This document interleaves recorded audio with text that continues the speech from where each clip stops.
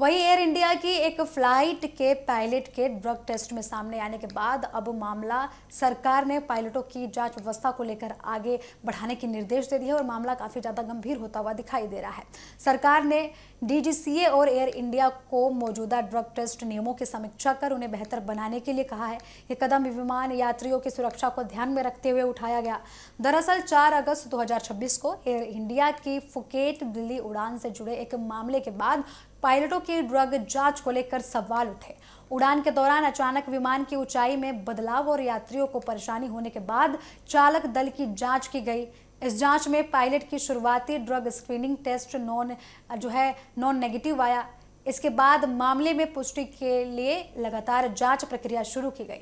मौजूदा व्यवस्था के तहत विमान चालक दल और एयर ट्रैफिक कंट्रोल्स की ड्रग टेस्टिंग की जाती है। नियमों के मुताबिक फ्लाइट क्रू होते हैं उनके लिए सालाना रैंडम टेस्टिंग की व्यवस्था भी की जाती है। इसके अलावा किसी सुरक्षा संबंधित घटना के बाद संबंधित जो कर्मी है वहां पर जो कार्य करते हैं उनकी जांच भी की जाती है।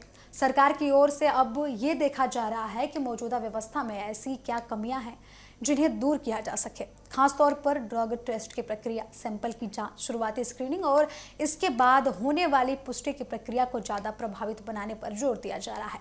मामले में एक महत्वपूर्ण पहलू यह भी है कि शुरुआती स्क्रीनिंग में किसी पदार्थ की मौजूदगी का संकेत मिलना अपने आप में अंतिम पुष्टि नहीं माना जाता। ऐसे मामले में आपको बता दें कि कन्फर्मेटरी टेस्ट लगातार जरूरी माना जाता है।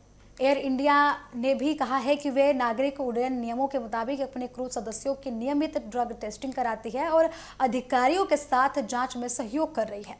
पायलटों की ड्रग टेस्टिंग को लेकर डीजीसीए के नियम पहले से मौजूद हैं। साल 2022 में लागू प्रक्रिया के तहत पॉजिटिव कन्फर्मेटरी रिपोर्ट आने पर पायलट को उड़ान ड्यूटी से हटाया जा सकता है। नियमों में पहली बार पॉजिटिव पाए जाने पर डी एडिक्शन सेंटर भेजने और दोबारा उल्लंघन की स्थिति में लाइसेंस रद्द करने की भी प्रावधान है। सरकार के ताजा निर्देशों के बाद अब उम्मीद जताई जा रही है कि जिस तरीके से जो पायलट हैं उनकी जो ये मादक पदार्थ लेने की जैसी खबरें हैं उनको लेकर कोई बड़े कदम उठाए जाएं और लगातार सरकार की तरफ से भी चिंता दिखाई जा रही है और जो फ्लाइट के बड़ी बड़ी कंपनियां हैं उनके तरफ से भी चिंताएं जताई जा रही हैं और इन नियमों में बदलाव की बात की जा रही है।